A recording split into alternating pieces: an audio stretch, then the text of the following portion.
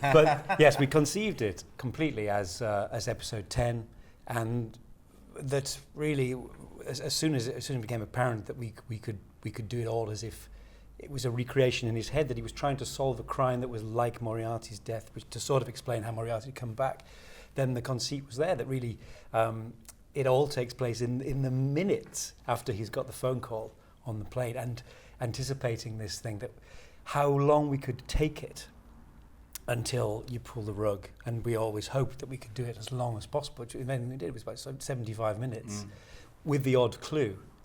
Although we sort of belt and braced it that there were some earlier clues. We actually shot some bits where Sherlock looks in the window of Baker Street and sees the modern version of himself. But it was very much... And the morgue. And the morgue, yes, and the mirror scene, which took a lot of doing. And then, of course, as we'd hoped, we didn't want to use them, because it was just about trying to sell the dummy, and the moments which I find spine-tingling, when we sat in the cinema and watched it on New Year's Day, you could tell when Benedict says, "How could he survive?" There was a little frisson of like, oh. Well, they've made an error. It's the usual continuity error. There were lots of people, I was watching it and afterwards looking back on Twitter, lots of people on Twitter kind of thinking that certain lines were a mistake, that you hadn't stuck with the original way of speaking back then. Of course, there were little clues right from early on in the script of what was going on, Stephen. Did you ever think, so if this episode had been part of the normal run and not on its own as a special, would you have done it the same way? Would it have been part of the general... Or was it all down to the fact that you were going to do a special? But I don't think it would have been right to take up a third of one of our normal runs with this. Also, you couldn't sell the dummy as effectively if it was part of the series. If you say, it's a special, it's on its own, we're doing it Victorian, never mind, and then you can genuinely, properly surprise people when it turns out not to be. Or when you start to tease them, you start to provoke them with those lines. And as Mark says, there was a few moments that we didn't use. When you start to sort of tease at it, you think, is this for real or not? So by having the special, and I think this is the only time we could have done it. If we did, I remember we almost didn't manage to schedule this. And we were saying we're not doing it as part of the series, and any other time doing it would be too late. It has to be now. It's a curious thing, though, wasn't it? That actually, we said to Benedict and Martin as well, that's actually, we can really only do it now. It was sort of conceived because we didn't have time to do 3.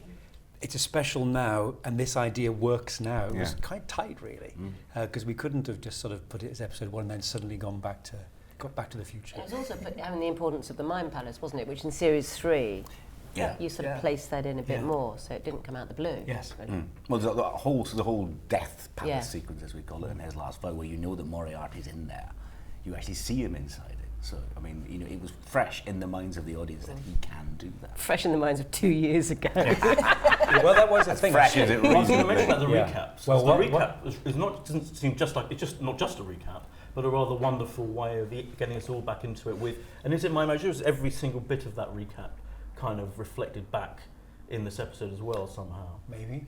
But also the recap we were trying to disguise, we wanted to get certain bits in there, didn't we, about him being on the plane. So we wanted to show the plane without people realising that it was a recap. So that's we were all the way back to the beginning. Right. And so conceiving the idea of a little recap that would actually be another trick, really, because it buries the idea of the plane within what seems to be a summation of the series today, with the alternatively. But that was a lot of toing and froing over that recap. Was there? Oh, and why? Because we're trying to disguise it. Well, we can't say it's a recap because we're saying it's a standalone. Why does a standalone need a recap? Well, what if we do a summation of a reminder of all the characters to date? Here they all are. Here's what we normally do, and then say alternatively. And that way, and all that is to remind you that he's on a plane and the plane is down. All of that. That's the only piece of information you need. Brilliant. It's not just his mind palace. Mycroft says it explicitly. It's a memory technique.